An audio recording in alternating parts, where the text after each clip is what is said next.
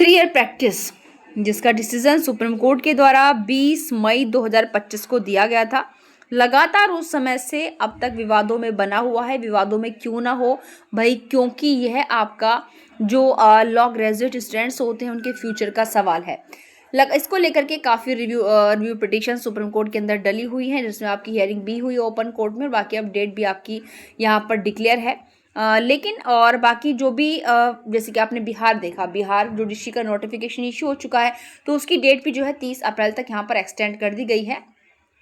अब यहाँ पर लेकिन आज केस के रिगार्डिंग कुछ हुआ कुछ नहीं है। हमारी जो सुप्रीम कोर्ट की जस्टिस हैं बीवी नागरत्ना, वो आपके जो चाणक्य नेशनल लॉ यूनिवर्सिटी है उसमें कार्यक्रम के दौरान शामिल हुई, जहां पर उन्होंने 3 ईयर प्रैक्टिस को लेकर के कुछ बातें कही।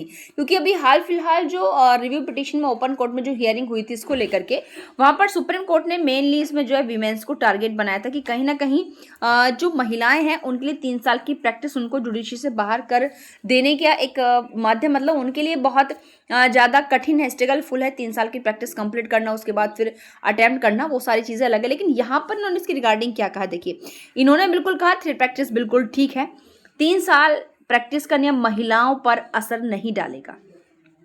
बात इनकी गलत नहीं है, लेकिन ये अपनी एक मेन सोसाइटी के हिसाब से सोच रही हैं। जो हमारी जस्टिस बीवी नागरत्ना है, मैं इनकी बात से नकार नहीं रही हूँ, लेकिन इनका जो स्टेटमेंट है कि 3 साल का अनुभव जो है महिलाओं पर असर नहीं डालेगा, ये अपनी सोसाइटी के हिसाब से सारी चीज़ों को जो है मैनेज कर रही है, उसी नज़रिए से चीज़ों को देख रही हैं। बल्कि यह इस चीज़ को शायद कहीं ना कहीं ध्यान नहीं दे रही कि हमारे जो देश की सिचुएशन है उसमें सारी सोसाइटी हाई नहीं है।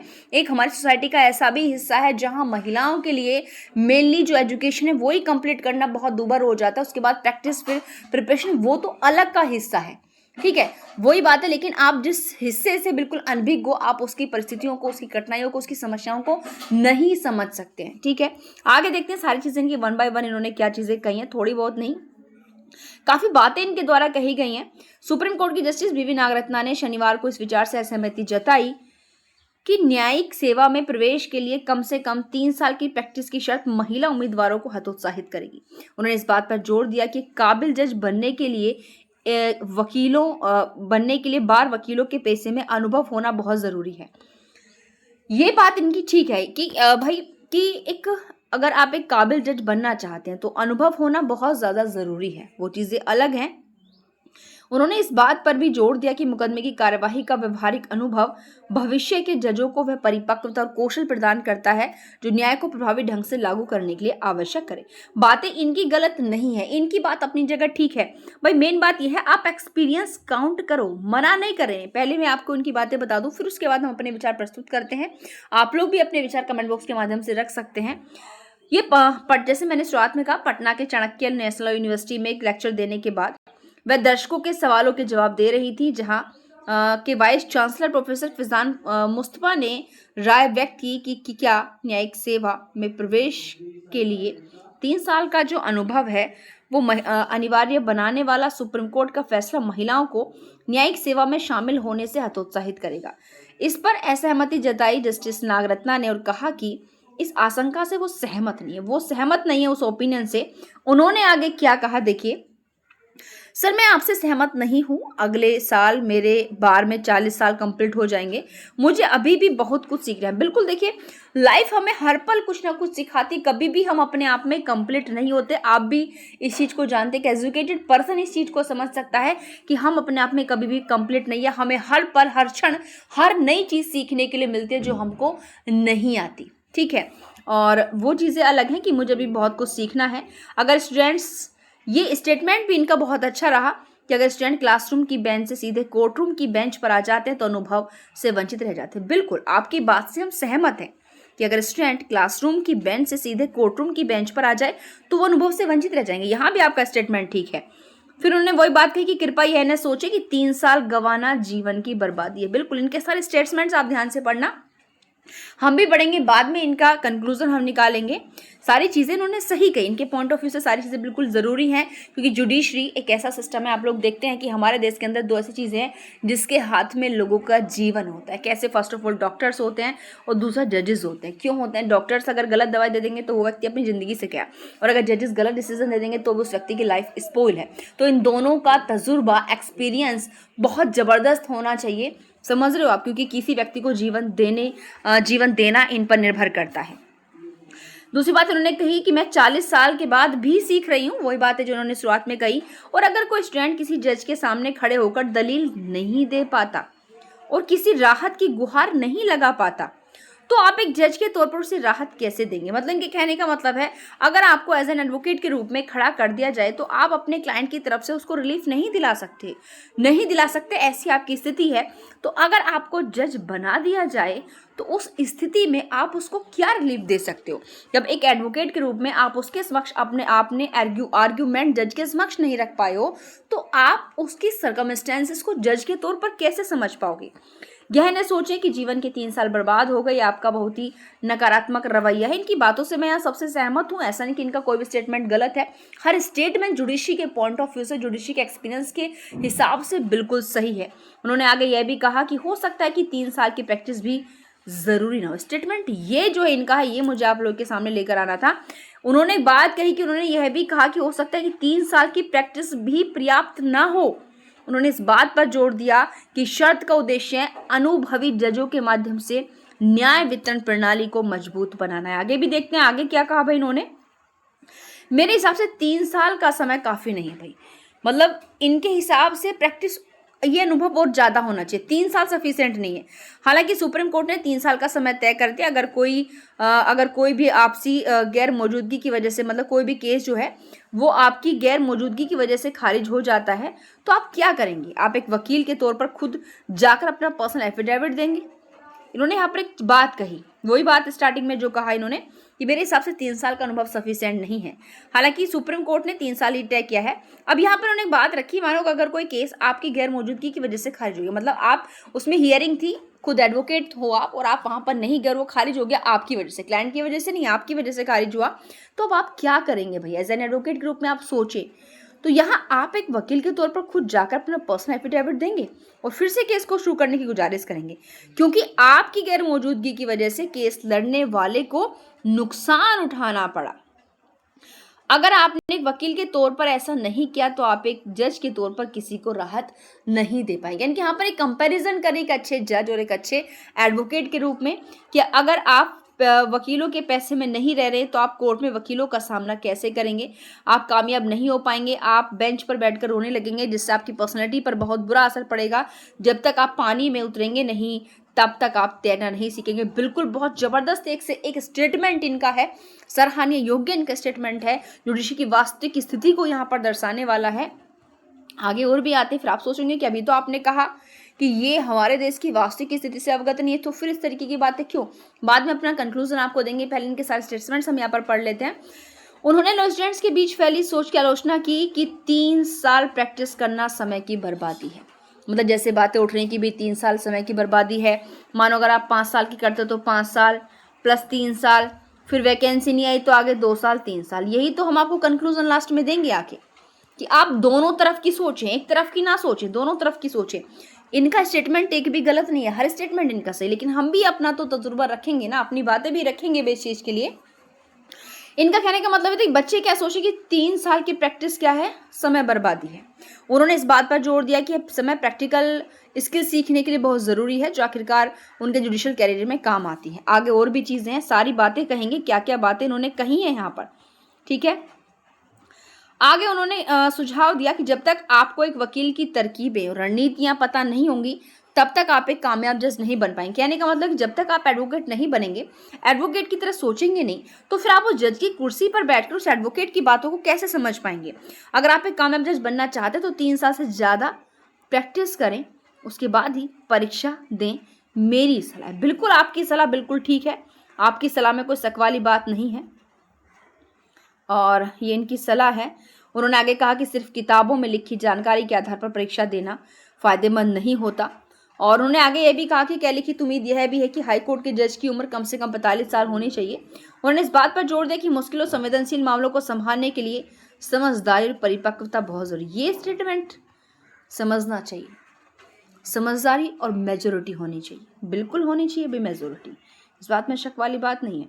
आगे और भी कहा इन्होंने, एक डिस्ट्रिक्ट जज को मृत्युदंड देने का अधिकार है सजा सुनाने का, लेकिन जरा सोचिए अगर हम एक ऐसे व्यक्ति को जज बना दें जिसकी उम्र सिर्फ 30 साल हो, जिसके पास अनुभव की कमी हो, वह पोक्सो के सभी मामलों में मौत की सजा सुनाना शुरू कर देगा, सिर्फ इसलिए क्योंकि कानून में मौत की सजा का प्रावधान है। और हाईकोर्ट में ऐसे कई मामले रेफर भी किए गए हैं जो हमारे जुडिशियल सिस्टम का क्या होगा, ये सब हमारे देश की जुडिशियल सिस्टम को बचाने के लिए ही किया जाता है, ताकि हमारे जजों में जरूरी समझदारी और परिपक्वता हो। आगे इन्होंने सारी चीजें कही कि मास्टर ऑफ रोस्टर की परंपरा से जुड़ी चिंताओं को दूर करते हुए जस्टिस नागरत्ना ने साफ किया कि एक बार जब कोई केस किसी बेंच को असाइन हो जाता है तो उसके बाद चीफ जस्टिस की भूमिका बिल्कुल खत्म हो जाती है उसमें, क्योंकि इस बात पर जोर दिया जाता है कि जुडिशियल आजादी आखिरकार हर जज पर निर्भर करती है, क्योंकि जो बेंच आपकी बैठती है अगर उसमें सीजीआई भी है तो वहां पर उनकी अपनी चीफ जस्टिस की भूमिका खत्म है, अगर वहां पर जो मेजोरिटी का डिसीजन होगा वही मान्य होता है, हर जज की सेम यहाँ पर भूमिका होती है। और इस बारे में इन्होंने कहा कि कुछ नहीं कहा जा सकता, एक बार जब वह किसी मामले को किसी खास जज को सौंप देते हैं तो विषय सूची के हिसाब से कई मामले आगे बढ़ जाते हैं। कुछ ऐसे भी होते हैं जिनमें मामलों का बंटवारा चीफ जस्टिस चाहे वो हाई कोर्ट की हो, सुप्रीम कोर्ट की, डिस्क्रिप्शन पर निर्भर करता है, उसके बाद उस मामले में उनकी कोई भूमिका नहीं रह जाती, बस वो मामला फिर पूरी तरीके से बेंच पर डिसाइड रहता है। अब उन्होंने आगे कहा कि क्या किसी ने अंदाजा लगाया कि मैं इतने सारे मामलों में अपनी अलग राय असहमति रखूंगी, क्योंकि उन्होंने बहुत से ऐसे केसेस हैं जहां इन्होंने डिसेंटली जो है अपनी ओपिनियन दी है। और बाकी जस्टिस नागरत्ना ने जवाब दिया कि आखिरकार ये उस जज के विश्वास, आज़ादी और हिम्मत पर निर्भर करता है कि कोई मामला उनको सौंपा गया। अब लास्ट में देखिए उन्होंने कहा कि कानूनी पेशे में महिलाओं की नुमाइंदगी पर दोहरी भूमिका का असर। जस्टिस नागरत्ना ने कहा कि महिला जजों और वकीलों की कम संख्या अक्सर उन कई जिम्मेदारियों से जुड़ी होती हैं जो महिलाएं परिवारों के अंदर निभाती हैं। अब यहाँ पर थोड़ा सा महिलाओं को इन्होंने इंक्लूड कर दिया कि महिलाएं जो है वो दोहरी भूमिका निभाती हैं। अगर वे कानून के पेशे में करियर बनाती हैं तो उन्हें अपने घर बार की भी देखभाल करनी पड़ती है। अपनी खुद की यात्रा पर सोचते हुए उन्होंने महिलाओं को अपने पेशेवर करियर को बनाए रखने में मदद करने के लिए परिवार के सहयोग के महत्व पर जोर दिया। मतलब उन्होंने यहाँ पर कहा कि अगर कोई महिला अपना पेशेवर कोई प्रोफेशनल करियर बनाती है तो फैमिली वालों को उसे ज़रूर सपोर्ट करना चाहिए। तो यहाँ हमने इस मामले में बहुत सी चीज़ें पढ़ी। उन्होंने कहा कि अगर आप कॉलेज की बेंच से सीधे जज की बेंच पर जाकर बैठोगे तो आप वो डिसीजन नहीं दे पाओगे। बहुत सारे इंक्लूड इन्होंने कहा, और एक स्टेटमेंट इन्होंने और दिया, वो स्टेटमेंट था कि आपको 3 साल से कि मतलब कहीं ना कहीं इनका मकसद क्या है कि भाई 3 साल की प्रैक्टिस तो कम रखिए, प्रैक्टिस इससे ज़्यादा होनी चाहिए थी। दूसरे स्टेटमेंट इन्होंने ये दिया कि बच्चे जो ये नकारात्मक सोच रख रहे हैं कि भाई 3 साल की प्रैक्टिस से उनका समय बर्बाद है, और बाकी ये कि समझदारी परिपक्वता होनी चाहिए। सारे स्टेटमेंट जो इनके बिल्कुल अपनी जगह ठीक है, और जुडिशरी के लिए सारी चीज़ें ज़रूरी भी है। वो कहते हैं जैसे एज बढ़ती तजुर्बा भी बढ़ता है, ऐसी होता है, लेकिन कभी कभी एज और तजुर्बा भी डिफरेंस हो जाता है। कभी कभी एज भी तजुर्बा नहीं दे पाती, यानी कि ज़्यादा कभी कभी कम एज का व्यक्ति ज़्यादा एज के व्यक्ति से भी ज़्यादा तजुर्बा रखता है। वो कहते हैं कि सर्कमस्टेंसेस अलग होती हैं, कभी कोई चीज़ एक जैसी एक ढर्रे पर नहीं चलती। सोसाइटी डायनेमिक है, हर चीज़ डायनेमिक है, हर चीज़ का एक्सेप्शन है, ध्यान रखिएगा। हम सोचते हैं ये कि भाई हमारा उम्र हमें तजुर्बा सिखाती है, बट कभी कभी आपकी उम्र से ज़्यादा तजुर्बा, ज़्यादा अनुभव, ज़्यादा समझदारी वो लोग दिखा देते हैं जिन्होंने अभी उम्र का कोई खास तजुर्बा नहीं सीखा है। लेकिन यहाँ मैं जो जस्टिस बीवी नागरत्ना ने बहुत सारी अच्छी बातें कहीं, अच्छा रहा इनका हर एक स्टेटमेंट।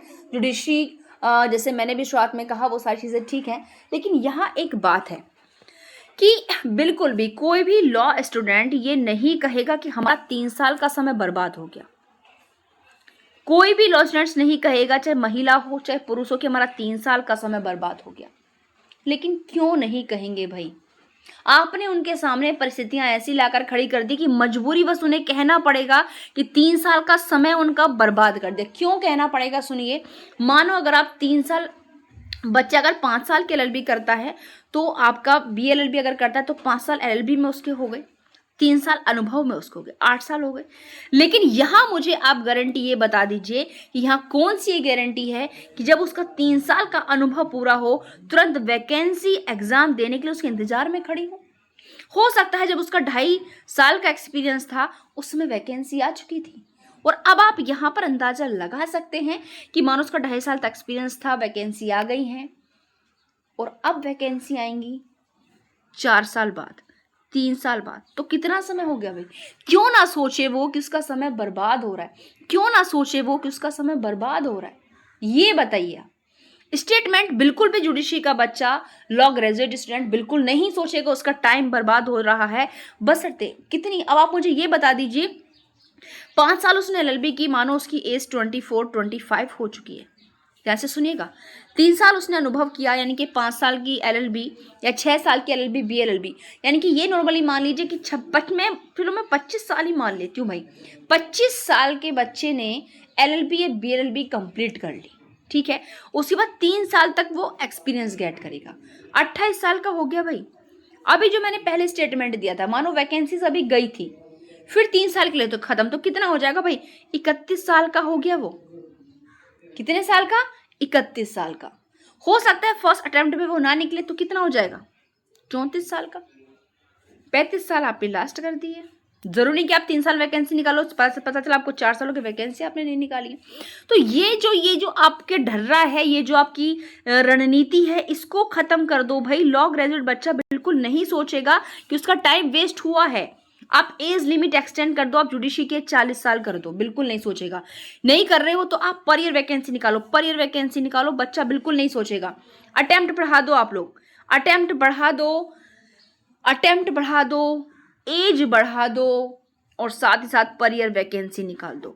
लॉ का बच्चा बिल्कुल नहीं सोचेगा कि उसका टाइम वेस्ट हुआ है भाई। हम लोग देखते हैं जो हमारा हम लोग कहते हैं कि भाई IAS में क्यों नहीं मांग रहा प्रैक्टिस, ठीक है, लेकिन वहां भी तो हम कहते हैं वहां अनुभव जरूरी नहीं है। अब आप लोग सोचेंगे भाई उसमें भी तो 35 साल है, अरे भाई उसमें ये क्यों नहीं देख रहे हो, हर साल उसका प्री मेंस इंटर पर सब फिक्स है भाई, वो पर ईयर निकाल रहा है, पर ईयर वैकेंसी निकाल रहा है। आप भी ये डर अपना दो ना।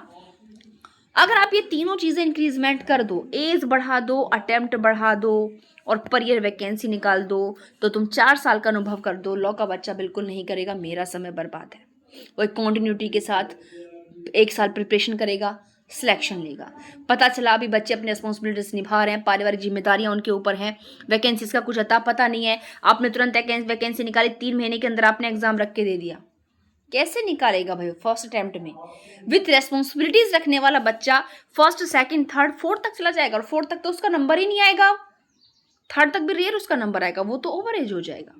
तो आप क्या कर रहे हो, आप कुछ नहीं कर रहे हो, आप जुडिशरी से उन बच्चों को निकालो जिनको वास्तव में एक जिंदगी का एक रियल अनुभव है, जो जिंदगी में वास्तव में उस कुर्सी पर बैठकर जस्टिस दे सकते हैं। उन लोगों को आप इस कंपटीशन से बाहर करें। 3 ईयर प्रैक्टिस बिल्कुल बहुत मैंडेटरी है, ज़रूरी है, लेकिन इस 3 ईयर प्रैक्टिस के साथ आपको अपने सिस्टम में भी बदलाव करना पड़ेगा, आपको एज बढ़ानी पड़ेगी, अटेम्प्ट बढ़ाने पड़ेंगे, और साथ ही साथ आपको जो है पर ईयर वैकेंसी निकालनी पड़ेगी। हर चीज़ में बदलाव करो। अगर आप चाहते हो बदलाव, जुडिशरी में इंप्रूवमेंट, समझदारी, परिपक्वता, तो आपको हर चीज़ में संशोधन करना पड़ेगा। अब आप लोग मुझे कमेंट बॉक्स में बताएंगे कि मेरी इस बात से कौन कौन लोग सहमत हैं। तो आज के लिए इतना ही, मिलते हैं नेक्स्ट वीडियो में। Thank you.